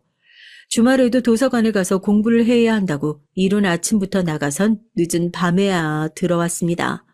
그런데 더 웃긴 건 진짜 도서관에 갔느냐? 그건 또 아니라는 거죠. 저녁에 문자가 오는 소리를 확인해 보면 무슨 술집 이름이 찍힌 카드 안내 문자가 왔거든요. 진짜 너무 화가 나서 하루는 술에 잔뜩 취해서 들어오는 남편에게 제정신이냐고 큰 소리를 쳤던 적도 있습니다. 그랬더니 듣고 계시던 시어머니께서 남자가 그럴 수도 있지 뭘 그렇게 따지느냐고 역으로 저를 혼내시는 바람에 그 뒤로는 말도 못했어요. 둘째는 그래도 두 번째니 고생을 좀 덜 하겠거니 생각했는데 전혀 아니더라고요. 오히려 어린아이 둘이다 보니 언제 어떻게 사고를 칠지 몰라 두 배로 더 힘이 들었어요. 이렇게 하다가 복학을 할 수는 있을까 걱정이 될 정도였죠. 그런데 걱정은 그것만 있는 것이 아니었습니다. 남편이 그렇게 열심히 취업 활동을 했지만 단 한 군데도 붙은 곳이 없었거든요. 서류에서 떨어진 곳이 대부분이었고 서류 전형을 통과했다 하더라도 면접에 가서 떨어졌죠. 남편은 자신이 당연히 붙을 것이라고 생각했는지 떨어질 때마다 화를 냈고 술에 잔뜩 취해서 집에 들어오는 일도 많았어요. 솔직히 얘기를 하자면 취업 준비를 하는 남편을 보면서 전 잘 될 수 없다고 생각했어요. 입으로만 준비를 했지 솔직히 개인 스펙을 쌓는 것처럼 보이지도 않았거든요. 토익 점수 올리기 위해 학원 다닌다고 등록은 했지만 제가 보기엔 제대로 다니는 것이 맞는지 의심스러웠습니다. 너무 대기업만 노리지 말고 내실 좋은 중소기업도 좀 알아보고 그래요. 중소기업? 지금 나더러 어디 가서 명함도 못 내밀 그런 곳으로 가란 말이야? 그렇게 말하지 말고요. 다른 사람한테 자랑하려고 직장을 구하는 건 아니잖아요. 당신 적성에 맞는 걸 찾아보는데 간판에 너무 집착하지 말자는 그런 의미죠. 당신 말 되게 이상하게 한다. 아, 뭐야. 지금 내가 주제도 모르고 대기업 욕심내고 있다는 말을 하고 싶은 거야? 아, 도대체 날 뭘로 보는 거야? 제 말에 남편이 길길이 뛰면서 화를 내더군요. 그리고는 자신의 진가를 못 알아보는 회사가 문제라고 얘기를 하는 남편을 보면서 전 문득 남편과 결혼하면 고생길이 열릴 것이라고 말한 친정 부모님의 얼굴이 떠올랐어요. 전 무섭게 화를 내는 남편을 보면서 한숨만 쉬었죠. 해가 바뀌고 남편은 갑자기 대학원으로 진학하겠다고 말했어요. 전 무슨 대학원이냐고 반대를 했죠. 원래부터 석박사를 준비했던 사람도 아니고 갑자기 무슨 말도 안 되는 소리인가 싶더라고요. 평소 남편의 말이라고 하면 파트로 매주를 만들었다고 해도 믿을 시어머니께서도 무슨 대학원이냐고 말리실 정도였답니다. 그래도 남편은 무조건 대학원을 가겠다고 고집을 부렸어요. 순간 전 이대로 가만히 있으면 제 복학에도 문제가 생길 것 같다는 생각이 들었죠. 아니나 다를까 제가 대학 복학을 해야 되는데 둘 다 학교를 다니는 건 힘들지 않겠냐는 말에 남편은 저더러 꼭 대학을 가야 하느냐고 하더라고요. 전 화가 치밀어 올랐지만 최대한 침착하게 말했습니다. 우리 약속이 있었잖아요. 첫 애 태어나고 나서 복학할 수 있도록 해준다고요. 그러다 둘째가 생겼고 그때 당신 저한테 뭐라고 했어요? 둘째까지만 낳고 대학으로 돌아가서 공부할 수 있도록 지원해준다면서요.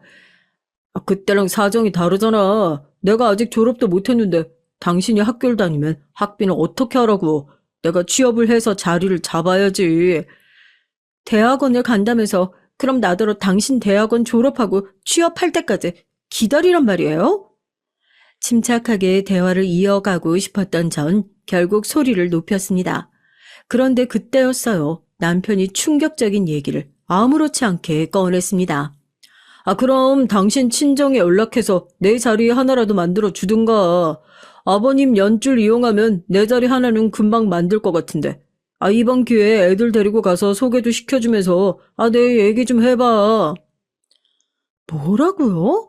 그게 지금 말이 된다고 생각해요? 당신이랑 결혼한다고 친정이랑 등 돌린 지가 언젠데 지금 나더러 뭘 하라고요? 내가 둘째 낳을 때 말했잖아. 아, 둘째까지 생기고 나면 처가에서도 아무 말씀 못 하신다고. 그러니까 가서 좀 빌어봐. 내가 취직을 해야 당신도 복학할 거 아니야. 뒤통수를 3개 맞은 기분이었습니다. 친정 부모님은 여기저기 체인점이 있는 음식점을 운영하고 계셨거든요. 그중에서 꽤나 고급스러운 곳도 있어서 단골로 오시는 분들이 기업의 회장님이나 국회의원들도 있으셨고요. 지나가는 말로 남편에게 그런 얘기를 했던 적이 있었는데 그 얘기를 지금 할 것이라곤 전혀 생각지도 못했어요. 남편은 그 덕을 좀 보려고 했는데 제가 쓸데없는 자존심만 내세워 자신의 앞길을 막는다고까지 하더군요. 정말이지 그동안 제가 뭘 보고 이 남자랑 결혼을 하려고 했는지 과거의 제 자신이 한심스럽고 부끄럽더라고요. 전 그 길로 아이들을 데리고 집을 나왔습니다. 당연히 이혼을 하겠다고 소리를 지르고 말이죠. 집을 나오긴 했는데 갈 곳이 없더라고요. 친정으로는 당연히 갈 수 없었고 몇 안 되는 친구들과도 자연스럽게 멀어진 상태라 그 누구에게도 도움을 청할 수가 없었죠. 그런데 그때였습니다. 중고등학교 동창으로 유학을 갔던 친구와 우연히 카페에서 만난 것이에요. 전 숨이라도 좀 돌릴 생각으로 카페에 들려 앉아있는데 낯선 사람이 제 이름을 부르면서 다가오더라고요. 오랜만에 만났는데도 단숨에 알아볼 수가 있었죠.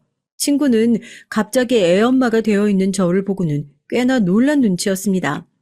이내 무슨 일이냐고 물어보는 친구에게 부끄러워서 말을 할 수가 없었어요. 그저 얼버무리며 친구의 안부를 물었죠.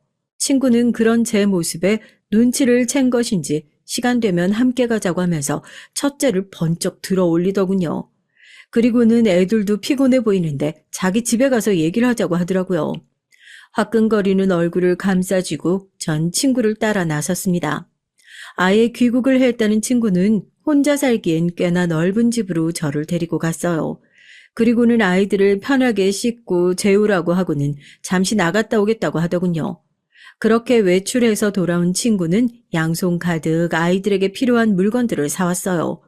그리고는 며칠이 되어도 좋으니 편하게 지내라고 말했죠.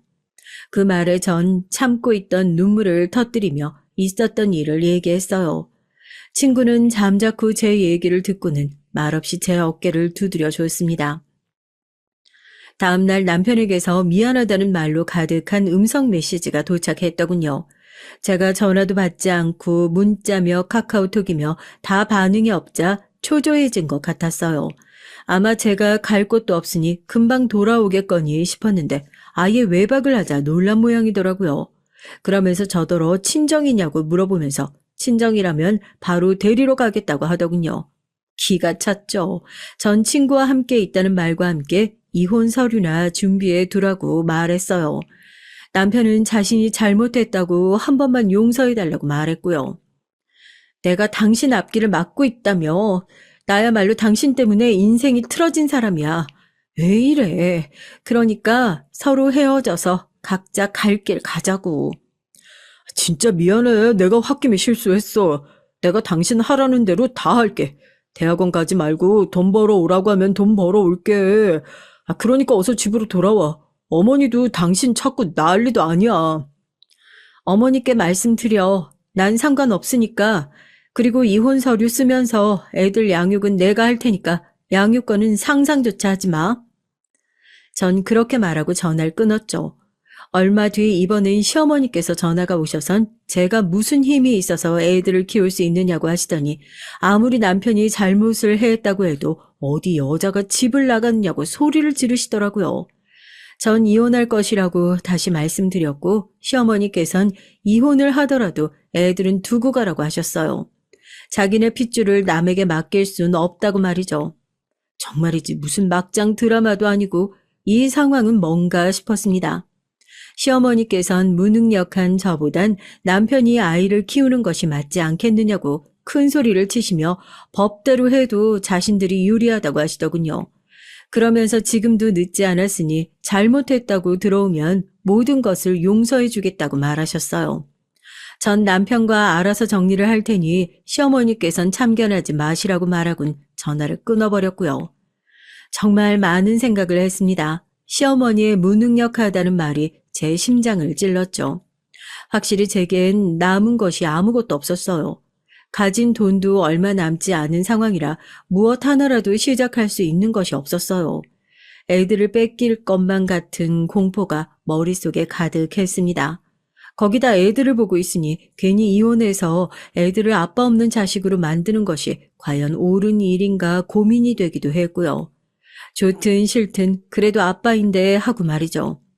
아마 제 얘기를 듣고 계신 분들 중에서 저런 답답이가 다 있나 하시면서 한심해 하실 분도 계시겠죠.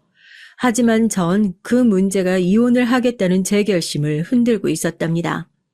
저의 얘기를 듣고 난 친구는 뜬금없이 남편에게 일자리를 소개시켜 주겠다고 말했어요.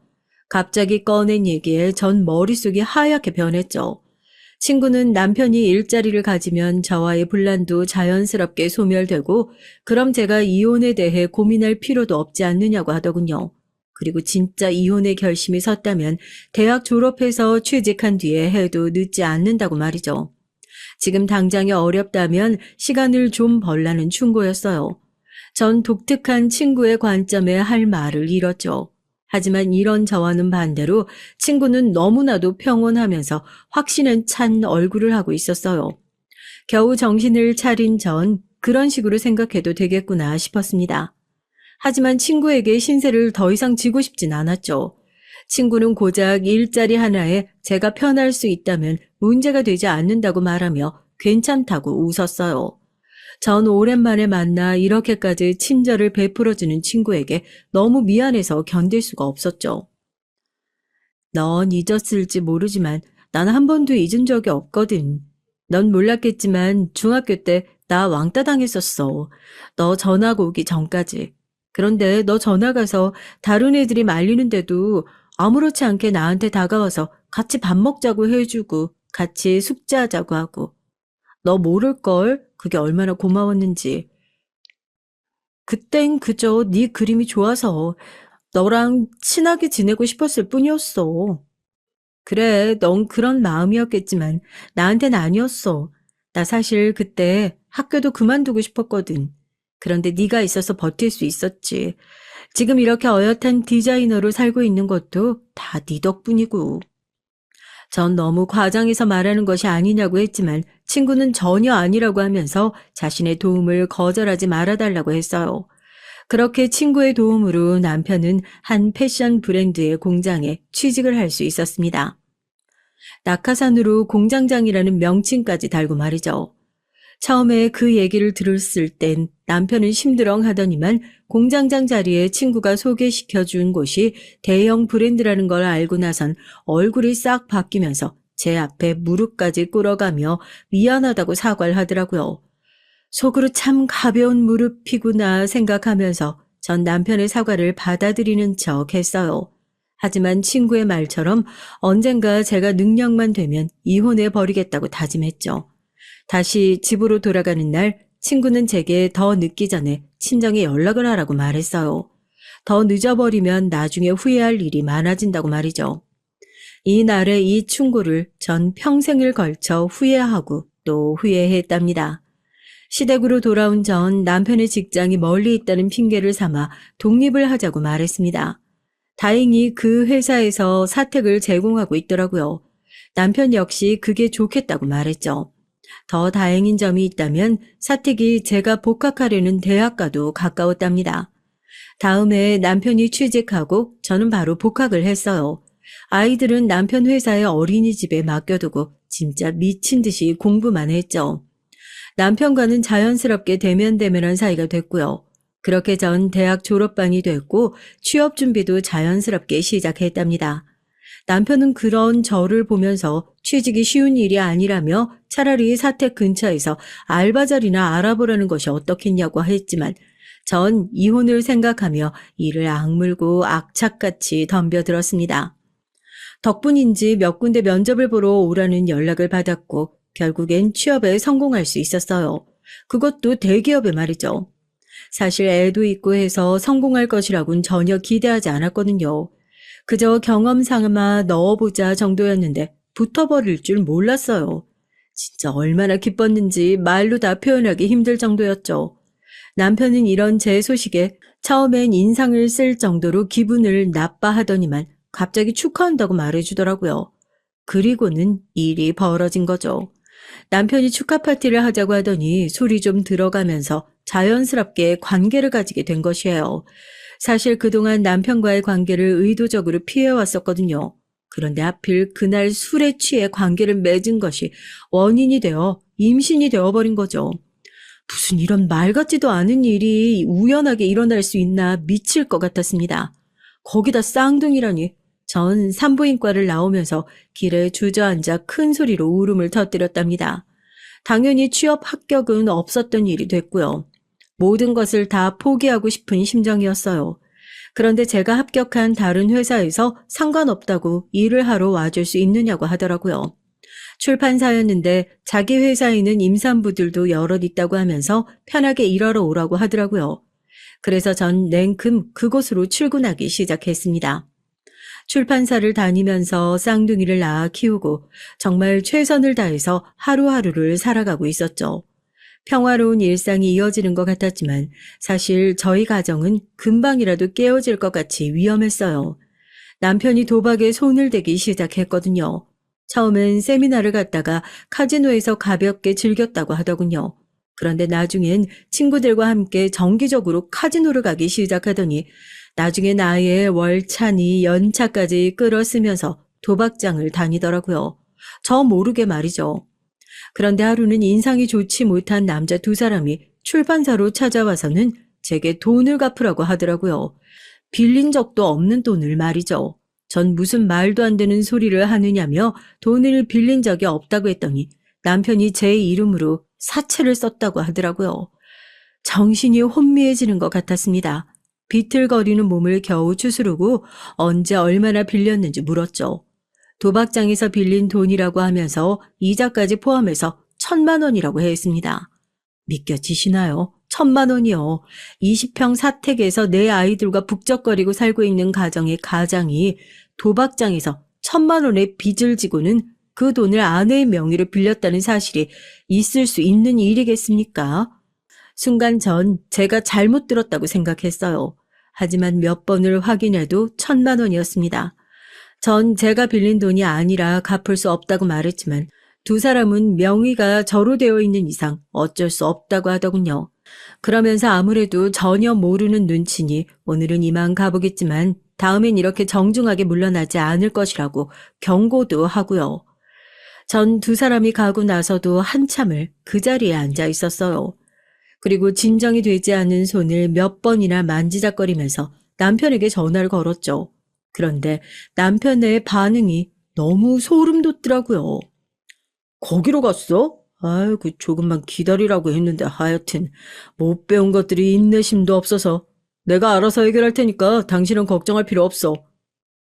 당신이 무슨 재주로 그 많은 돈을 하루아침에 갚는단 말인데 미쳤어요? 도박이라니 우리 애들은 생각도 안 해요? 그 참 시끄럽네. 이번에 주식 정리된 돈이 좀 들어왔으니까 걱정하지 말라고. 내일이면 다 갚을 수 있어. 남편의 입에서 주식이란 단어가 튀어나오는데 진짜 미치겠더라고요. 저는 주식도 하고 있었냐고 소리를 높였지만 남편은 여자가 어디서 남자 하는 일에 말을 하느냐며 그저 조용히 입만 닫고 있으라고 했죠. 기가 찼습니다. 그래도 해결하겠다고 큰 소리치는 남편의 말을 믿고 기다리고 있었죠. 그런데 이틀 뒤 시어머니께 전화가 오더라고요. 꽤나 당황하는 목소리로 제게 도대체 집에서 살림을 어떻게 살고 있느냐고 소리를 지르시더라고요. 제가 무슨 일이냐고 묻자 남편이 시어머니의 명의로 돈을 빌렸는데 갚지를 않아 사람들이 찾아왔다고 하시더군요. 저에게 찾아온 사람들과 다른 사람인지 집에 들어와서는 겁을 잔뜩 주고 갔다고 하셨어요. 도대체 넌 뭐하는 물건이냐? 아니 집에서 살림을 어떻게 살았기에 남자가 밖에서 빚을 지게 만들어. 무슨 소리세요? 그 빚 다 어머님 아들이 도박을 하다 생긴 빚인데요. 도박? 아니 내 아들이 그런 걸 할 리가 있겠어? 내가 모른다고 어디서 거짓말을 하고 있어. 너 나가 살기 시작하더니 아주 내 머리 꼭대기에 앉으려고 하는구나. 제가 이런 일로 어머니께 거짓말을 해서 못하겠어요? 제 회사에도 찾아왔던데요. 남편이 도박장에서 빚을 졌다고. 제 말에 시어머니께선 한동안 말씀이 없으셨어요. 전 이렇게는 남편과 못 살겠으니 이혼하겠다고 말했습니다. 다른 건 다 참아도 도박을 어떻게 참고 살겠냐고 말이죠. 그러면서 이제 저도 능력이 있으니 충분히 아이들을 데려가 키울 수 있다고 말하며 양육권을 가지고 겁줄 생각은 하지 마시라고 했답니다. 시어머니께선 그럴 리 없다는 말만 되풀이 하시더니 갑자기 헛소리를 하셨어요. 다 너 때문이잖아. 널 만나고서 되는 일이 없어. 네가 집에서 얼마나 못 살게 굴었으면 밖으로 나가다녀. 우리 아들이 네가 얼마나 돈도 나면서 피를 말리면 도박에 손을 댔겠냐고. 뭐라고요? 어머니, 지금 진심으로 하시는 말씀은 아니죠? 사돈댁이 잘 사니 나중에 다 덕보고 살 수 있다는 그 말에 내가 결혼을 허락하는 것이 아니었는데, 아유, 솔직히 대학생이 남자 따라 여행을 갔으면 볼장 다 본 거 아니냐? 그런 널 내가 허락한 이유가 사돈댁 돈, 그거 하나였는데 친정에서 버림받더니만, 아이고, 내 아들 인생만 불쌍하지. 전 시어머니의 말에 둔기로 머리를 맞은 것처럼 충격을 받았어요. 시어머니께선 어떻게 됐든 당장 이 문제를 해결해서 다시는 자신의 집으로 사람들이 찾아오지 못하도록 하라고 하시며 전화를 끊으셨어요. 전 이를 악물고 바로 짐을 쌌죠. 아직 독립하기 위해선 돈을 더 모아야 했지만 준비해둔 이혼 서류와 양육권 포기각서를 식탁에 올려두고는 바로 집을 나왔습니다. 도박빚 문제가 해결되긴 했는지 사채업자들이 회사로 찾아오는 일은 없더군요. 남편은 무슨 이혼이냐고 말도 안 된다고 했지만 전 절대 같이 살 수 없다고 말하며 이혼 서류에 도장을 찍고 남남으로 지내자고 했어요. 남편은 차일피일 미루기만 할 뿐 확답을 주지 않았고요. 전 몇 번이나 내용 증명을 보내면서 당장 이혼에 동의 않으면 법정까지 가겠다고 했어요. 애들 양육권만 넘겨주면 위자료도 필요 없다고 했고요. 위자료를 왜 포기하냐고 다그치실 수도 있으시겠지만 당시 제겐 이혼과 아이들 외엔 바라는 것이 아무것도 없었거든요. 결국 남편은 이혼에 동의를 했고 저희는 결혼한 지 13년 만에 이혼을 하게 됐답니다. 비록 이혼을 하기는 했지만 여전히 남편은 애들의 아빠였기에 일주일에 몇 번은 아이들과 시간을 보내는 것도 흔쾌히 동의를 했죠. 얼마 뒤 남편은 친구가 소개시켜준 일을 그만두고 다시 일을 시작한다고 하더라고요. 전 그런가 보다 했죠. 이제 무슨 일을 하든 저하고 아무런 상관도 없으니까요. 제 앞가림하면서 애들 키우기도 힘든데 뭐하러 그런 인간까지 신경을 쓰겠어요. 그런데 하루가 1년 같은 바쁜 날들이 이어졌습니다. 남편은 가끔이지만 바쁜 저를 대신해서 애들을 챙겨주러 집에 오기도 했는데요. 처음엔 그런 상황이 불편했는데 몇 번 반복되다 보니 익숙해지기 시작했습니다. 쌍둥이들이 저 없을 때 아프면 저 대신 병원에 데려다 주기도 했고요. 그러다 보니 집에 드나드는 일이 있었죠. 회사 동료는 그러다 다시 합치는 거 아니냐고 했지만 전 죽어도 그런 일은 없다고 단호하게 말했어요. 그럴 마음이 정말이지 눈꽃만큼도 없다고 말이죠. 아마 남편은 그런 마음이 있었던 것 같아요. 하루는 첫째랑 둘째가 묻더라고요. 엄마는 아빠랑 다시 합칠 생각이 있으세요? 무슨 그런 말을 하니 갑자기. 누가 뭐라고 그래? 아니, 아빠가 전화하는 거 들었는데 아무래도 엄마가 자기를 받아줄 것 같다고. 이대로만 가면 합치는 건 문제도 아니라고 하던데? 절대 그런 일 없어. 아빠가 헛소리 하는 거야. 전 어이가 없었지만 아이들에게 확실하게 말해줬어요. 이제 중학생이 되는 아이들을 붙들고 이런 말을 하는 제가 어이가 없었지만 그래도 얼버무리고 싶진 않았거든요. 아이들에게 왜 남편과 이혼을 했는지에 대해서 이미 얘기를 다 해뒀기 때문에 아이들은 이런 제 반응에 순순히 고개를 끄덕였답니다. 그날의 얘기를 아이들이 남편에게 했는진 몰라도 한동안 남편은 얼굴을 보이지 않았어요. 몇 달이 지나고 나서야 다시 나타난 남편은 아무렇지 않게 전과 같이 행동을 했죠. 다만 집에 오는 일은 없었습니다. 그렇게 7년이란 세월이 흘렀죠. 남편에 대한 원망도 어느 정도 희석이 되어가고 있었어요.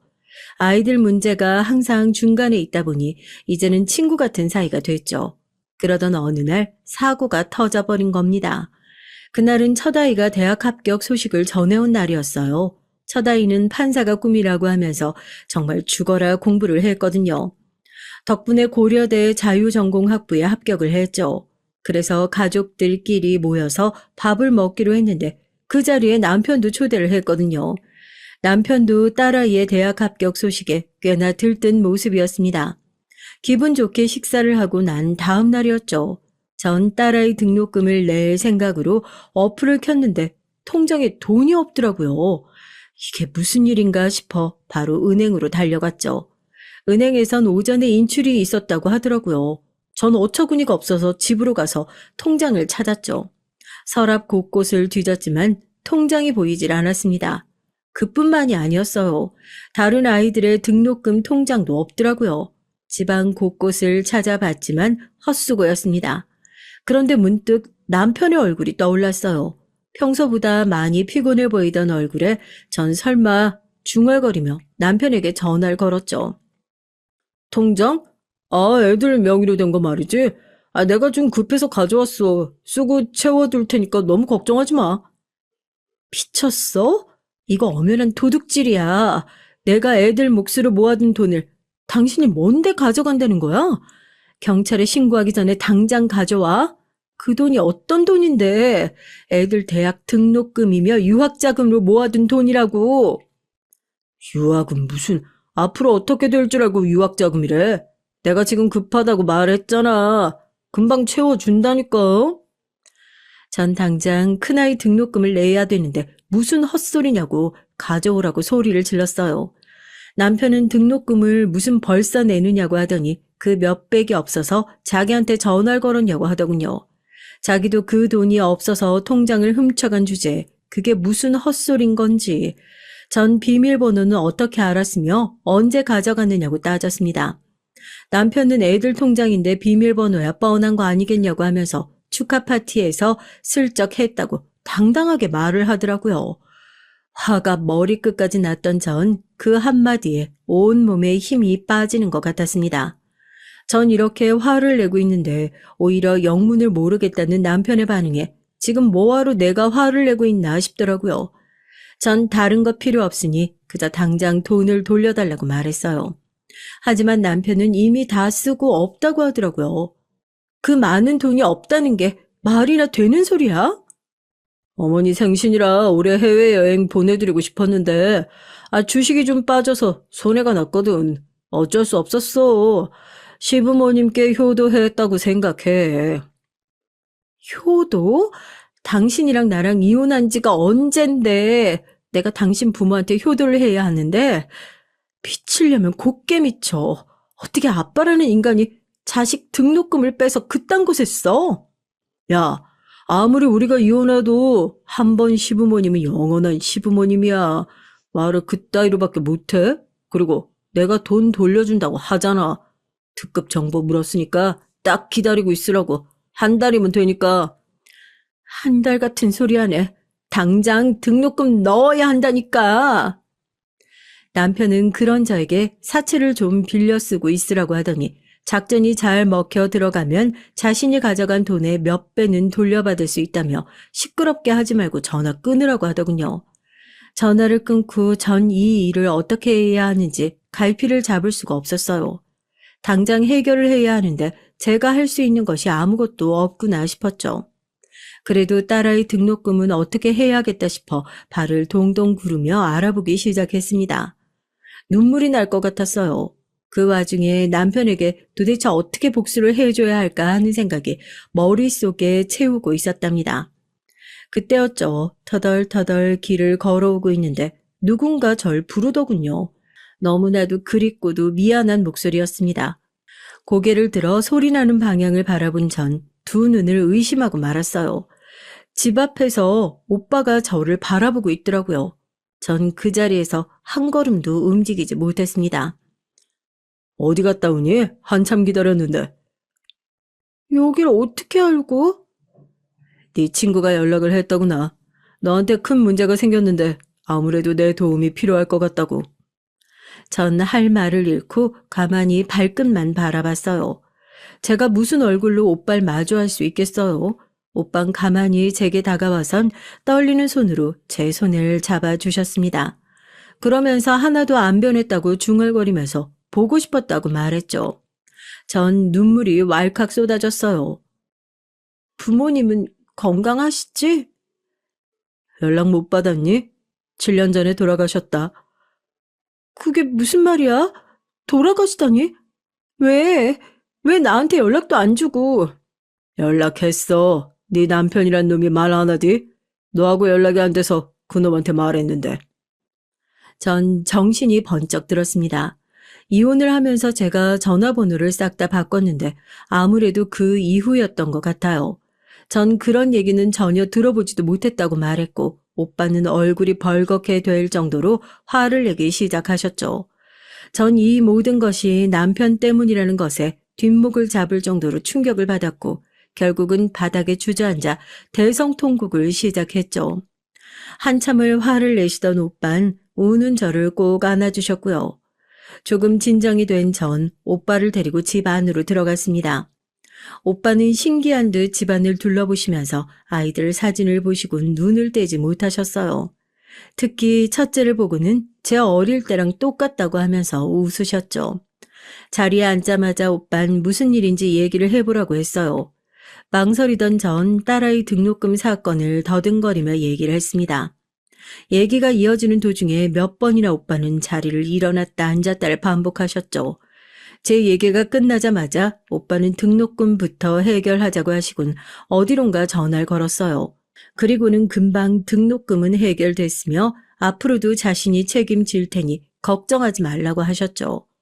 검사 출신의 오빤 첫째가 오빠 같은 길을 가려는 모습이 꽤나 자랑스러운 눈치셨습니다. 하지만 문제는 그게 아니잖아요. 이 일의 원흉을 어떻게 그냥 넘어갈 수 있겠어요. 그건 그렇고요, 오빠. 그 사람 절대 용서 못해요. 부모님 장례식도 못 가게 만든 그 인간, 제가 어떻게 용서해요? 우리 애들 등록금 빼서 시부모님 여행이나 보내드리고 주식에 넣는 인간이 어떻게 애들 압박했어요. 죽여도 시원찮을 인간, 절대 그냥 못 넘어가요. 그건 당연하지. 나도 절대 이대로 넘어갈 생각 없다. 전 오빠에게 남편이 흘려주었던 주식 작전 얘기를 전했습니다. 가만히 듣고 있던 오빠는 알아서 해결하겠다고 제게 남편과의 모든 연결고리를 끊어야 한다고 말하며 짐을 챙겨 본가로 가자고 말하더군요. 그리고 앞으로 절대 남편과 만나지 말라고 선을 그었어요. 혹시나 연락이 오더라도 받지 말라고 했죠. 그리고 남편이 가져간 등록금은 신고부터 하자고 하더군요. 전 아이들 생각으로 잠시 멈칫했지만 이번만큼은 절대로 물러설 수 없다는 생각에 오빠가 시키는 대로 했어요. 모든 것은 일사천리로 이루어졌답니다. 아이들은 어리둥절하다가 모든 일에 관해 얘기를 하자 한숨을 내쉬며 제가 원하는 대로 하겠다고 했어요. 남편에게 다시 연락이 온 건 얼마 되지 않았을 시점이었습니다. 출판사로 찾아왔더라고요. 아주 사색이 되어 와선 무슨 정신으로 자신을 신고했냐고 했죠. 전 조금도 망설임 없이 경찰을 불렀어요. 오빠와 약속을 했거든요. 남편은 갑자기 들이닥친 경찰들 손에 끌려 나가면서 이대로 넘어갈 수 있을 줄 아느냐고 소리를 질렀지만 전 눈길조차 주지 않았습니다. 그렇게 한 달이 흘렀을까요? 오빠 말로는 남편이 주식 사기 사건에 연루되어 있다고 알려주더군요. 그것도 주축이라고 해도 좋을 만큼의 자리에 말이죠. 오빠의 말에 의하면 규모가 커서 벌금으로 끝날 선이 아니라고 하더라고요. 전 어떻게 되든 내 알 바 아니라는 생각에 그저 귓등으로 듣고 흘려버렸죠. 하지만 시어머니가 회사에 나타났을 땐 저도 더 이상은 참을 수가 없었습니다. 핏줄 그렇게 자랑하시더니만 손주들 등록금으로 여행 다녀오신 기분이 어떠신가요? 고작 그 이후로 내 아들을 신고했어? 그 몇 푼 된다고 너랑 엮여서 그 고생을 했는데 여행 한 번 못 보내준단 말이냐? 고생은 제가 했죠. 그놈 만나서 제 인생이 얼마나 꼬였는데요. 그리고 제가 뭐라고 효도를 해요? 내가 당신들이랑 무슨 관계가 있다고? 시어머니께선 정신이 나갔냐고 소리를 지르셨지만 전 눈 하나 깜빡하지 않았죠. 그리고는 경찰을 부르기 전에 자기 발로 나가라고 하고는 당당하게 등을 돌려 나왔답니다. 이후로 남편은 징역을 살게 됐고 시아버지께선 충격으로 병원에 입원하셨다고 들었어요. 그것도 남편이 아주 절절하게 아이들에게 편지를 보냈기에 알게 됐죠. 편지는 아주 가관이었습니다. 얼마나 아이들을 사랑하는지 그리고 자신이 지금 곤란한 상황에 빠진 것이 다 저 때문이라는 설명과 함께 외삼촌에게 말해 자신을 꺼내달라는 부탁도 적혀 있더군요. 저도 어이가 없었지만 아이들도 마찬가지였나 보더라고요.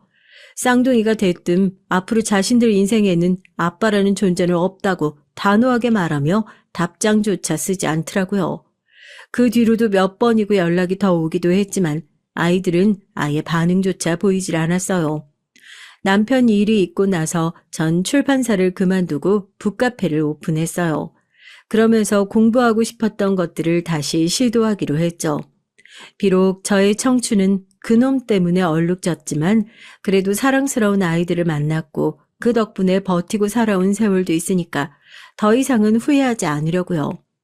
끝까지 제 얘기 들어주셔서 정말 감사드립니다.